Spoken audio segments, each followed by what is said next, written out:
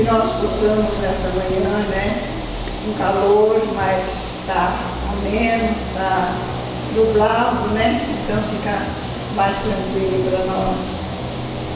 E nós, nesta manhã de domingo, nós estamos aqui celebrando mais um pouquinho, estamos aqui nesta casa, que nos oferece tanto conforto, tanto amor, Quando nós estamos necessitados de energia, a gente procura esta casa, porque aqui dentro nós encontramos tudo o que nós precisamos.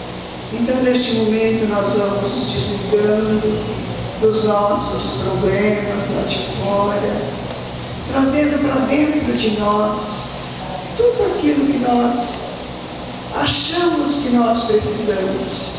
Mas, no entanto, somente o Senhor sabe tudo o que nós precisamos. E Ele nos dá de acordo com o nosso merecimento e com aquilo que nós precisamos. Muitas vezes nós pedimos e nós não recebemos porque os pais sabem que aquilo naquele momento não é bom para nós. Mas mais tarde, aí vem a explicação do porquê que nós não conseguimos no momento em que nós precisamos. Porque Jesus disse: batei e vos se abrirá, pedi e vos será dado.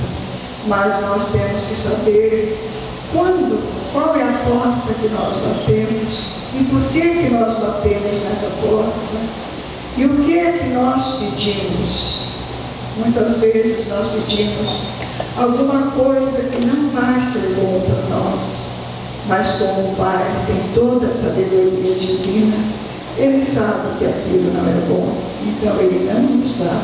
Ele dá de outra maneira para que nós venhamos a entender o porquê de tudo. E neste momento, então, Senhor, nós elevamos o pensamento a Ti, rogando as Tuas benesses para o nosso caminhar, rogando a Jesus, nosso Mestre por excelência, nosso companheiro e amigo de todas as horas, dos momentos mais difíceis, nós recorremos a Ti, Senhor.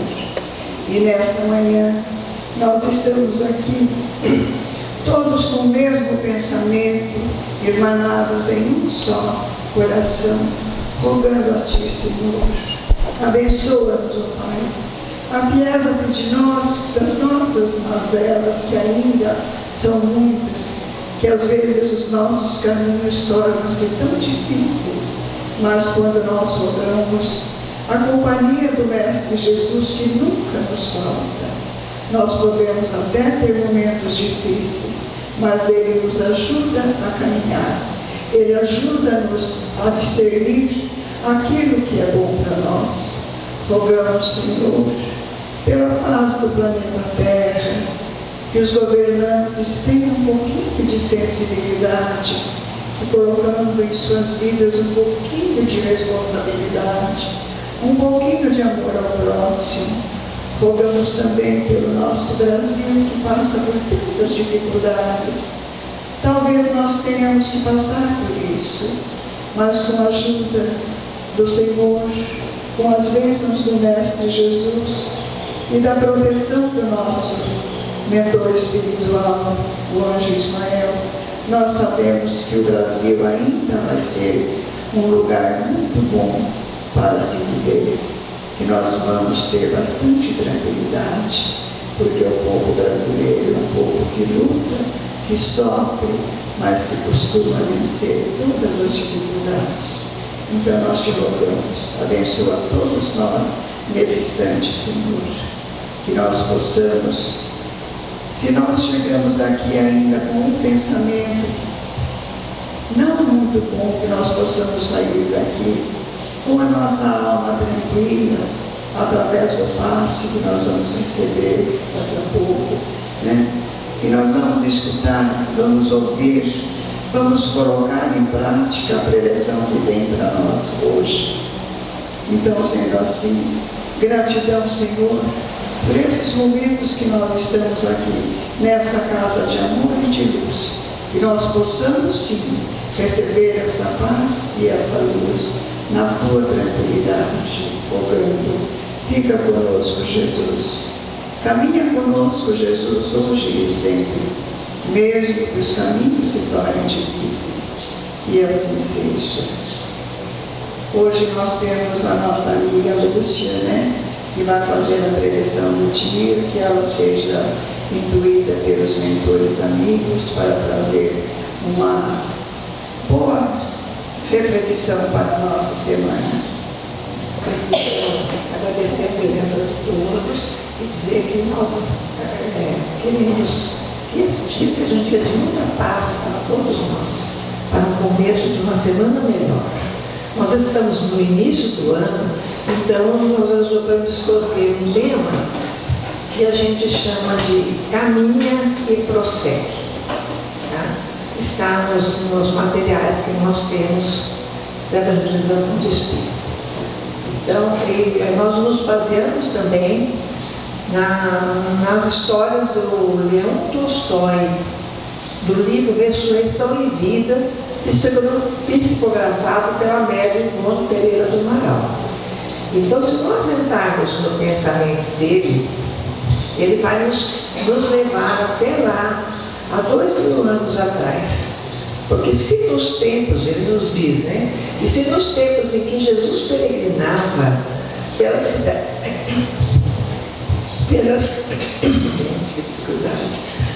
cidades da Galileia e da Judéia, pelas cidades da Galileia e da Judéia, expondo as turvas, a multidão de pessoas, os ouvintes da doutrina que ele trouxera do infinito, alguém em torno, se ficasse ali a observar aqueles acontecimentos, quando se reunia a multidão, e fosse bastante observador, né, e permitisse esse trabalho, porque na verdade a maioria das pessoas que estavam lá só estavam ouvindo Jesus, e com razão, né? Mas se alguém estivesse observando mais atentamente, ia verificar que existem detalhes que não foram citados pelos evangelistas do Novo Testamento. Tá? Se nós fôssemos citar todos os textos apócrifos e outros textos, nós vamos perceber que nem caberia, talvez, nos papiros da época, né? Então, muita coisa se perdeu no tempo, né? E não foi registrada. E se a gente tivesse um observador ali olhando, ele diria muita coisa para nos dizer agora. E até o apóstolo João já disse isso, né? Que houve mesmo, realmente, muitas coisas, mais coisas ainda do que nós sabemos, conhecemos de Jesus nesses 3 anos, né? Se esse observador realmente existisse, teria notado pelas praias, pelas montanhas, pelas estradas, na soleira da porta de Pedro em Cafarnaum, e também na granja de Lázaro em Betânia, a presença de um moço, um anônimo na multidão. Era um jovem moreno de olhos cinzentos, sonhadores, trajado com túnica azul, e por cima dessa túnica azul ele usava um manto de couro de carneiro, ele usava um manto de couro marrom, e esse manto era bem novo na época, e todo dia ele estava vestido com essas roupas. Nós vivíamos naquela época em outros tempos, né, gente, não é como hoje. Então, esse jovem ficava ali, ele tinha os olhos bem cinzentos, sonhadores, e trazava todo esse equipamento, e usava também nas costas um tipo de uma mochila, que na verdade é uma sacola, né? Eram 2, uma de cada lado, e nenhuma ele levava papiros, aqueles roletes de papiros, que a gente hoje nem conhece, só imagina, né? Só vê pela televisão, e levava também estiletes e tintas próprias da época para poder escrever. Na outra sacola, ele levava 2 instrumentos musicais. Um pífano, que é uma espécie de uma flautinha do tempo, né? Daquele tempo, e um alaúde. E não falava com ninguém. Era um rapaz muito sério, ficava quietinho ali, só ouvindo e escrevendo as coisas que Jesus contava, que Jesus ensinava. Só que ele tinha um aspecto, né, de um estrangeiro. Tinha os cabelos negros, uma barba curta, bem tratada, limpa. Sua postura era séria, estava sempre com a expressão um pouco preocupado, na tentativa de escrever tudo que ouvia, né? Só que ele não era um semblante desagradável, ele não tinha uma postura desagradável. Ele era um semblante límpido, um semblante bem calmo, pensativo, sonhador, discreto, equilibrado. Ele não falava com ninguém porque ele era um estrangeiro. Nós sabemos muito bem que naquela época os estrangeiros não eram bem vistos. Havia muita diferença entre as raças, muitos preconceitos. Então eles eram bem vistos na hora do comércio. Aí por questões que nós já conhecemos, né, financeiras. Aí eles eram bem vistos e tudo, mas na multidão, na amizade, eles não tinham muita socialização ali dentro para conversar. Então ele ficava quieto no espaço dele. Espaço que eles procuravam se esgueirar e chegar o mais próximo possível que ele conseguisse de Jesus. Estava sempre com aquele manto marrom, sempre próximo de Jesus. Era, então, ali, só que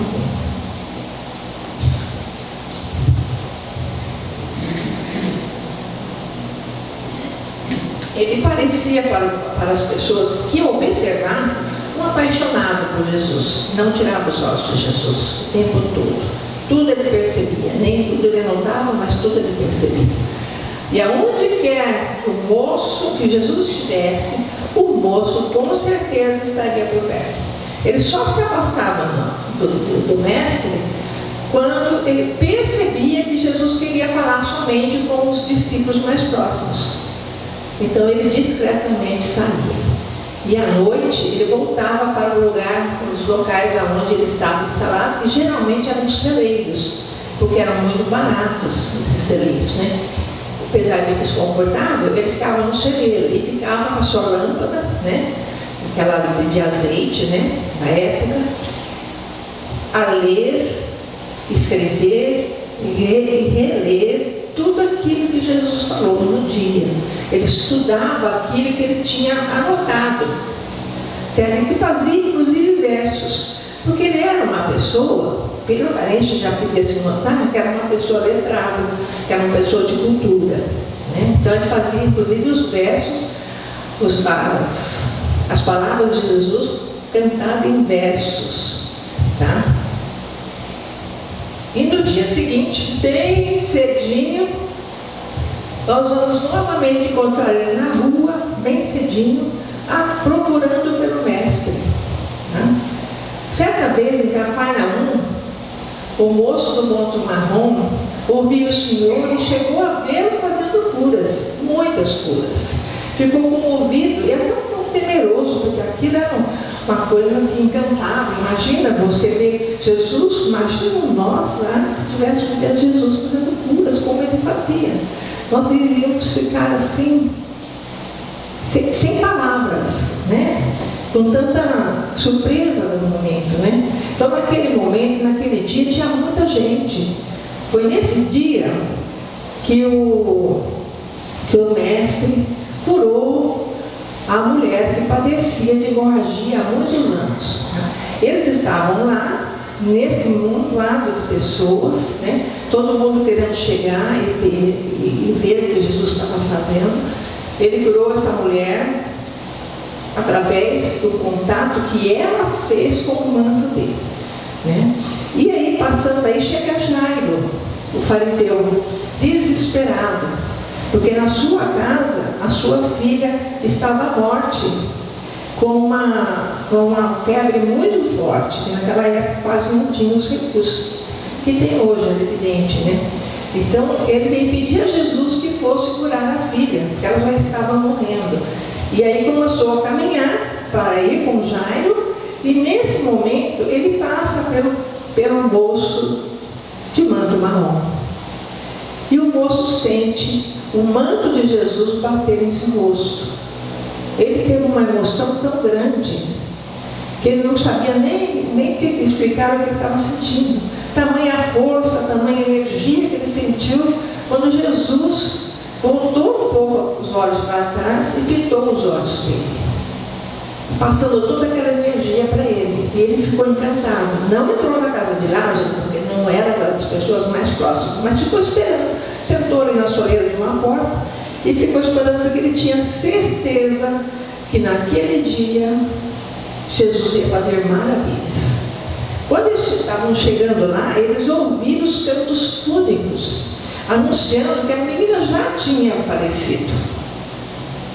Mas ele ficou lá na porta esperando, porque ele sabia que Jesus ia entrar naquela casa. E Jesus entrou mesmo com a menina já falecida.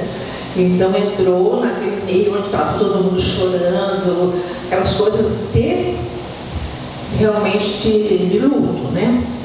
E não foi nem questão de segundos, ele disse. Esses cânticos passaram a ser cânticos de aleluia, porque Jesus, com suas mãos, levantara a menina, que levantou-se alegre, feliz e sadia, para a alegria de toda a família, de todas as pessoas que assistiram esse momento. E daí ele saiu e continuou, e o moço de terno marrom ficou muito impressionado com tudo aquilo que ele via, né? Chegou a noite, ele escreveu tudo aquilo que ele via, que tinha acontecido direitinho, e meditou muitas horas sobre aquilo lá. E no outro dia, ele estava de novo lá, seguindo Jesus.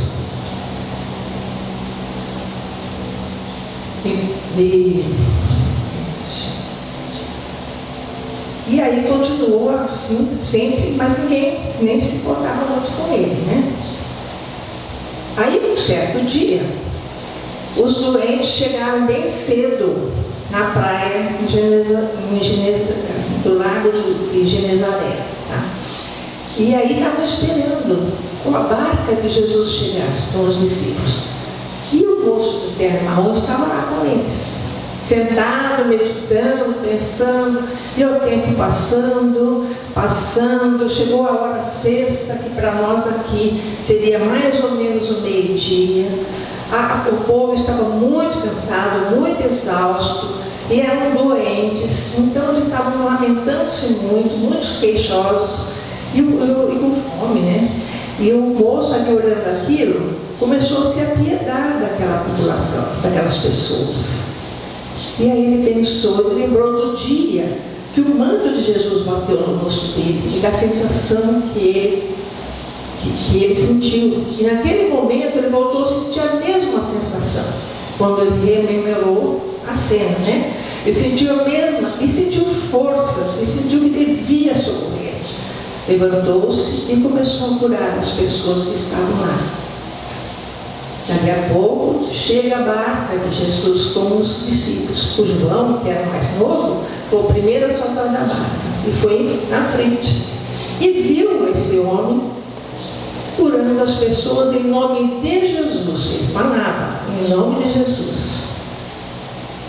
E aí ele chegou para o rapaz e falou assim: você não tem condições de fazer isso.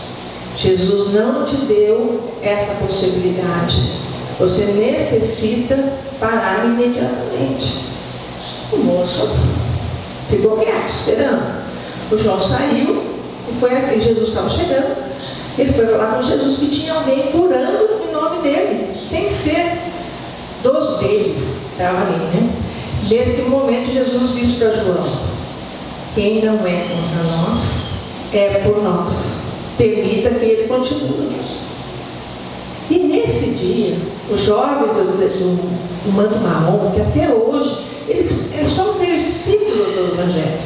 Está em João, está em Marcos, mas é só um versículo do Evangelho. Então, nós percebemos que foi uma figura que passou muito de leve, né? Mas que traz um ensinamento muito grande para nós, porque naquele momento ele continuou. E ele fez outras curas, também bastante curas naquela tarde, pelo amor que ele sentiu por aquelas pessoas, pela compaixão que muitas vezes nos falta no dia a dia. E ele já tinha, né? E Jesus então deixou que ele curasse, né? E ele foi para casa, adormeceu, e exausto de escrever, ficou em casa, passou continuando Jesus, até que chega o dia do Calvário. Ele não perdeu um minuto sequer desse dia.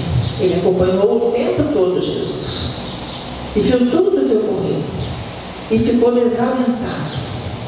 Muito triste com o ocorrido. Ele volta para o celeiro dele e se fecha lá dentro. E fica lá, as portas fechadas, lendo os pergaminhos que ele tinha, chorando muito, e foi ficando deprimido, ficou uma semana assim.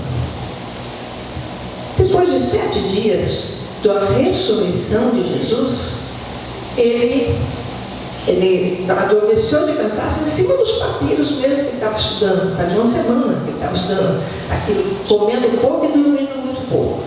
E aí ele sonhou. E nesse sonho, Jesus falava com ele e disse assim, eu vou ler aqui para não perder: filho querido, dar-te-ei a incumbência de relatar aos jovens que encontrares em teu caminho o noticiário que escreveste. E com isso educarás os corações das crianças e dos jovens. E ensinará meus serviços do futuro, que abrangerá o mundo inteiro. Não te limites a curar o corpo que tende a desaparecer na transformação do túmulo. Trata de elucidar as almas que são eternas e mais necessitadas dos teus corpos. E eu tenho pressa que se ilumine com os fachos da verdade. Ele, naquele momento, sentindo toda aquela emoção e mais ainda do tempo, né? Daquele dia anterior, tão significativo para ele, né? Do manto de Jesus. Ele se levanta e fala: não, eu preciso reagir.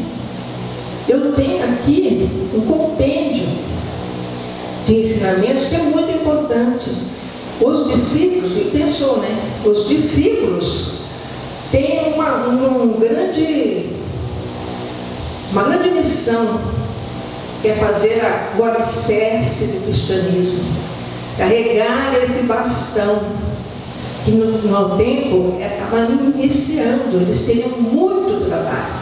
Eles provavelmente não teriam tempo de ficar relatando para as crianças, e todos os idosos também se juntaram às histórias de Jesus, sem outro compromisso. Então ele começou, saiu, já foi, captou as coisinhas dele, já foi lá para a praça de Jerusalém. E tirou a flautinha dele, sentou ali em posição do Buda, a gente hoje chama de posição do Buda, né, com as pernas cruzadas, e começou a tocar no pífano, a flautinha. E as crianças, como nós sabemos, e os jovens também, amam por demais a música. E foram chegando ali, foram se amontoando perto dele, ele tocou mais. A hora que ele viu que estava bem cheinho, ele parou e começou a cantar com a alaúde, acompanhar com a alaúde os versos que ele fez, que contavam sobre as histórias que Jesus cantava, os ensinamentos do Cristo. E ele não parou por aí. Ele passou o resto da vida dele fazendo esse trabalho. Humilde, desconhecido, bem quietinho lá no canto dele. Ele passou rodando toda aquela região. Lá para frente, anos depois, ele já velhinho, de barba brancas, se um observador estivesse lá e olhasse lá nas ruas de Roma, lá estava o velhinho, sentado na posição de Buda. O dia naquela época era diferente, né? Hoje a gente não aguenta, por causa das posições, né? Das nossas alimentações e tudo. Então ele estava sentado lá, conversando com essas crianças e com esses jovens, anunciando a boa nova para todos. Nunca ele desistiu. A tarefa dele era exatamente essa. A programação reencarnatória dele era essa. Não era aparecer, não era tratar corpos somente para se beneficiar ou para ser elogiado, né? Ele não quis saber disso. Ele continuou curando as vezes, mas a tarefa principal dele foi levar o Evangelho adiante. Quem será? Qual a diferença será que existe entre aquele discípulo anônimo que curava em nome de Jesus e os discípulos de Jesus? Alguém tem ideia da diferença que existe do discípulo anônimo para os discípulos de Jesus? Pode falar, gente, não tem problema não. Alguém quer falar? Quer falar? Quer, Ana? Ele destaca mais a humildade. Ele destaca mais a humildade, porque ele ficou anonimado. Sim, mas só que ele era humilde, os discípulos também eram, né? Então, mais ainda do que os discípulos. Ele não tinha nenhum interesse de aparecer. Ele não tinha nenhum interesse, nem o mínimo interesse. E outra coisa, o que ele tinha, gente, será que é possível, mesmo hoje em dia, ou qualquer tempo da humanidade, houve alguém que conseguiu expulsar demônios com uma única palavra, ou com um único gesto, além de Jesus? Pensa bem, houve alguém que fez esse trabalho? E só falar assim, sai, deixa ele, e o Espírito ir embora? O que ele precisava ter para que esse Espírito obedecesse ele? Virtudes, gente. Ele precisava ter virtudes, muitas virtudes. Então isso, ele dá esse testemunho de que ele tinha, porque senão não ia conseguir curar mesmo que ele tivesse visto Jesus curando. Nós não ia conseguir. Eu creio que quase que ninguém aqui ia conseguir. A gente não pode dizer isso, mas é mais ou menos isso, né? Então, as qualidades morais desse jovem é que deu a ele o passaporte para que ele fizesse cura. E também para que ele falasse em nome de Jesus. Só que para falar em nome de Jesus, nós não estamos em condição de falar. Muito embora nós nem sempre cumprimos essa missão. Porque ficamos envergonhados, porque ficamos com medo, porque achamos que a conversa não vai ser bem aceita por perto de nós, mas nós temos que, no mínimo, viver como Jesus ensinou. Porque a primeira fala que a gente faz é no exemplo, não é na fala de palavras, é no exemplo. E é aí que começa então a divulgação. Hoje nós temos tudo para melhorar. Nós temos, vamos dizer assim, palavras bem simples, né? Nós temos no colo o Consolador prometido. Veja bem, gente, a importância disso.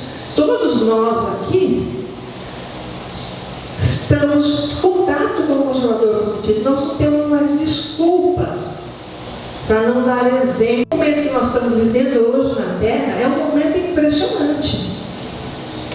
Impressionante porque o mundo está enlouquecido pelo materialismo. E nós temos que mostrar o contrário. Que nós vivemos como espíritos. Nós somos espíritos. E o que interessa para nós não é o corpo. O corpo é apenas um veículo que a gente tem que cuidar, porque nos foi dado por Deus. É um veículo que a gente se manifesta aqui no plano físico. Mas nós temos que dar testemunhos de vida de espírito, de sentimentos, é mudança pessoal, é mudança interior, é mudança dos nossos atos, é viver com Deus todo dia, o dia todo. Nós um dia chegaremos lá, mas nós precisamos começar a dar continuidade, porque ainda temos muitas imperfeições.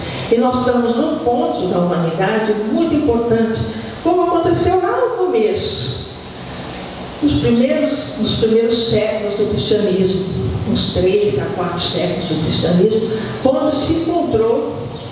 quando o mundo se encontrava numa esquina entre o cristianismo crescente e o paganismo. Hoje o nosso paganismo é o materialismo. Nós estamos na mesma posição. Hoje é o materialismo. Porque a gente não acredita mais em deuses de pedra, aquelas coisas todas, mas é o materialismo. O nosso Deus, que a maioria cultua, a grande maioria. Então hoje nós temos que fazer nessa esquina a escolha. E nós, o Consolador já nos trouxe tudo para que a gente usasse o nosso livre-arbítrio com segurança, no bem, e não mais escorregasse. O livre-arbítrio só é realmente livre quando ele é no bem. Quando a gente opta por coisas ruins, não estamos livres. Nós escolhemos livremente, vamos dizer assim, mas não estamos livres. Estamos encarcerados nos nossos erros, nas nossas dificuldades. Então nós temos que ir nos libertando. É de novo esse momento de esquina, porque de um lado nós temos a possibilidade de escolher permanecer no mundo de provas e expiações. Porque aqueles que não se adequarem aqui com o passar desses primeiros séculos, serão encaminhados para outros planetas. Então nós podemos escolher para continuar nos outros planetas, porque a Terra vai evoluir independente de nós. Então quem vai ter que sair? Nós. Se nós escolhermos um mundo de prova e expiação, nós temos que viajar para lá, né?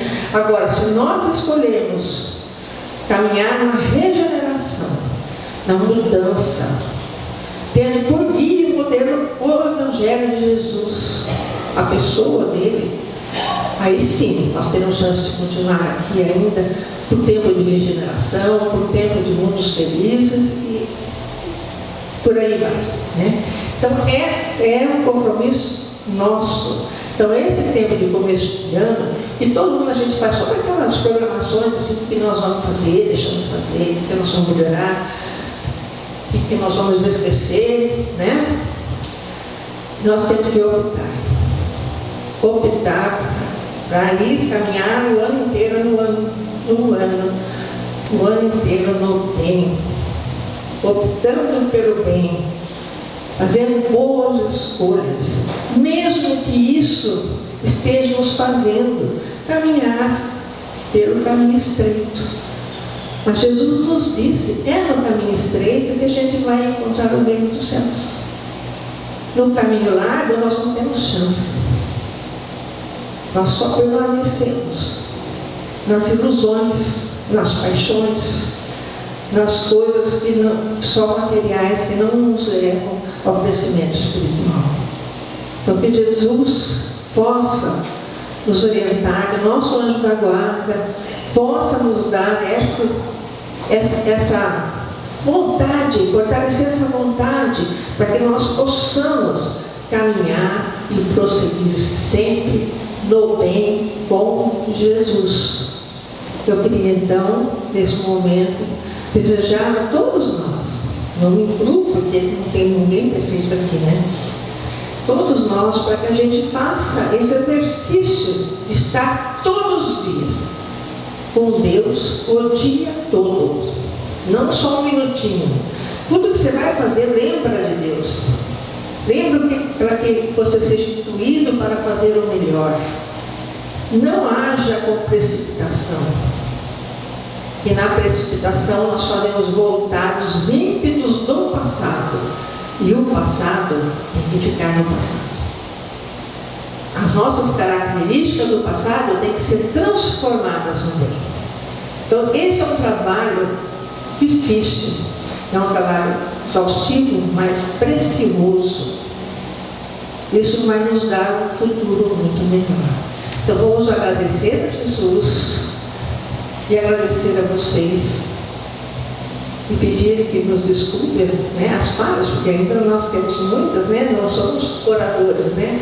Então eu queria pedir a vocês que permanecessem em silêncio, em prece, para a continuidade dos trabalhos de hoje. Muito obrigada e que Jesus esteja sempre entre nós, nos dando boas lições e que nós possamos recebê-las e cumpri-las. Porque normalmente receber a gente sempre recebe, mas nem sempre a gente faz a melhor história. Que Deus esteja com todos nós. Obrigada, Lúcia. A Lúcia trouxe hoje uma reflexão de um livro que eu gosto muito, que é A Ressurreição de Vida, que eu já passei por esse ensinamento que é o discípulo anônimo. E nós todos podemos ser esse discípulo anônimo. Basta que nós tenhamos boa vontade, basta que nós procuremos endireitar os nossos caminhos, procurar sempre a retidão dos caminhos, né? Porque realmente, como a Lúcia falou, nós estamos passando por momentos cruciais, momentos em que nós temos que decidir qual é o caminho que nós vamos seguir. Se nós vamos seguir o caminho o caminho estreito que nos leva ao reino do Pai, ou se nós ainda estamos naquela ilusão do tudo, do conforto, do bom, do belo, do bonito que o mundo nos oferece, né? Então, cada um de nós, a Lúcia falando e eu pensando, cada um de nós pode ser esse discípulo anônimo. Se nós não falamos para os outros, falamos para nós, trazemos essa mensagem para nós. Eu posso fazer, eu posso, no silêncio da minha casa, eu posso ser um discípulo anônimo de Jesus através dos meus pensamentos, das minhas boas ações, daquele do pensar que somos todos irmãos. O que eu não quero para o outro, para mim, eu não faço para o outro, né?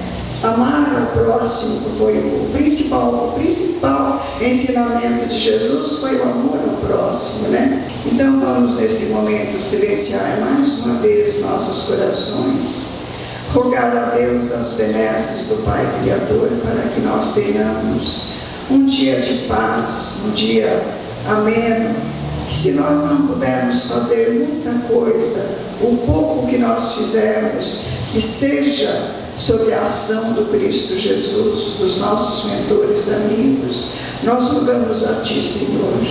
Abençoa-nos o dia de hoje, abençoa a nossa vida, abençoa a vida dos nossos familiares, abençoa a vida daquelas pessoas que estão lá nos hospitais, muitas das vezes em fase terminal, que eles tenham a dádiva de ter ali perto um mentor amigo, um anjo que venha buscá-lo, que venha ajudá-lo no seu desenlace. Oremos, Senhor, nesse instante por aqueles que ainda se encontram no presídio, ainda tão equivocados, procurando não sei o que através do mal. Que todos nós busquemos através do bem, do amor, da compaixão, que nós amemos uns aos outros. É esse o ensinamento de Jesus. Acalenta nossos corações, Senhor, para que nós possamos exercer o que Tu nos deixaste, o Evangelho Seu, que há mais de 2000 anos está aí, trazendo para nós todas as mensagens. Então é chegado o momento de nós pararmos e raciocinarmos. Olha, já perdemos muito tempo, é o momento de voltar, de nos desligarmos um pouquinho da nossa zona de conforto, desligarmos um pouquinho do materialismo e saber que nós somos espíritos eternos, que este espírito sim que precisa de mais cuidado do que o nosso corpo, do que a nossa vida material. Então, neste instante aqui, encerrando este domingo de hoje, desejando a todos que voltem para os seus lares, levando essa reflexão para a semana, e se Deus quiser, no próximo domingo, estaremos todos aqui. Que todos estejam com a bênção de nosso Senhor Jesus Cristo e a paz em seu coração. Ser conosco, Jesus, hoje e sempre, e que a Tua paz permaneça em nossas vidas, que nós possamos usar a paz que Tu nos dás, não a paz que o mundo deixa para nós. Essa não tem valor, somente a Tua paz, que nós voltemos nossos pensamentos nos momentos necessários para que nós possamos trilhar, ter coragem de caminhar pelas estradas estreitas que nos levam ao reino do Pai. Que assim seja.